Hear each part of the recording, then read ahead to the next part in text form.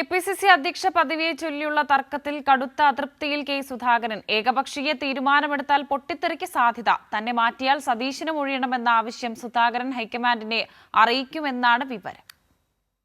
കേരളത്തിന്റെ ചുമതലയുള്ള AICC general secretary Deepa Das മുൻഷിയുമായി നേതാക്കൾ വെവ്വേറെ നടത്തിയ കൂടിക്കാഴ്ചയിൽ ഒരു വിഭാഗം നേതാക്കൾ മാത്രമാണ് സുധാകരൻ മാറണമെന്ന ആവശ്യം അറിയിച്ചത്. ചിലർ പാർട്ടിയിൽ ഐക്യം ശക്തമാക്കണമെന്നും പറഞ്ഞു. സുധാകരനും സതീശനും തമ്മിലുള്ള അനൈക്യവും പലരും ചൂണ്ടിക്കാട്ടി. ഐക്യനീക്കത്തിന് പലപ്പോഴും തടസ്സമായി നിൽക്കുന്നത് സതീശനാണെന്നും ചില മുതിർന്ന നേതാക്കൾ പറഞ്ഞു. എന്നാൽ ദീപാദാസ് മുൻഷിയുമായുള്ള നേതാക്കളുടെ കൂടിക്കാഴ്ചയ്ക്ക് ശേഷം സുധാകരനെ പദവിയിൽ നിന്ന് മാറ്റുമെന്ന വാർത്തകൾ പ്രചരിച്ചു. ഇതിനു പിന്നിൽ സതീശൻ വിഭാഗമാണെന്ന് സുധാകരൻ അറിയാം.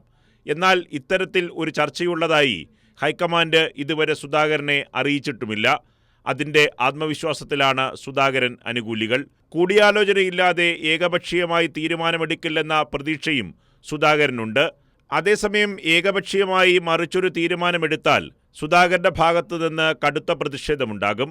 തന്നെ മാറ്റിയാൽ സതീശനും മാറണമെന്ന ആവശ്യം സുധാകരൻ ഹൈക്കമാൻഡിനെ അറിയിക്കുമെന്നാണ് വിവരം. നേതൃത്വമാറ്റമെങ്കിൽ ഇരുവരും മാറണം.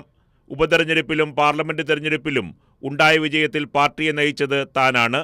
സതീശൻ പദവിയിൽ തുടരുന്നുവെങ്കിൽ തനിക്ക് മാത്രം എന്താണ് അയോഗ്യതയെന്നാണ് സുധാകരൻ ചില എ.ഐ.സി.സി അംഗങ്ങളോട് ചോദിച്ചതെന്നാണ് വിവരം.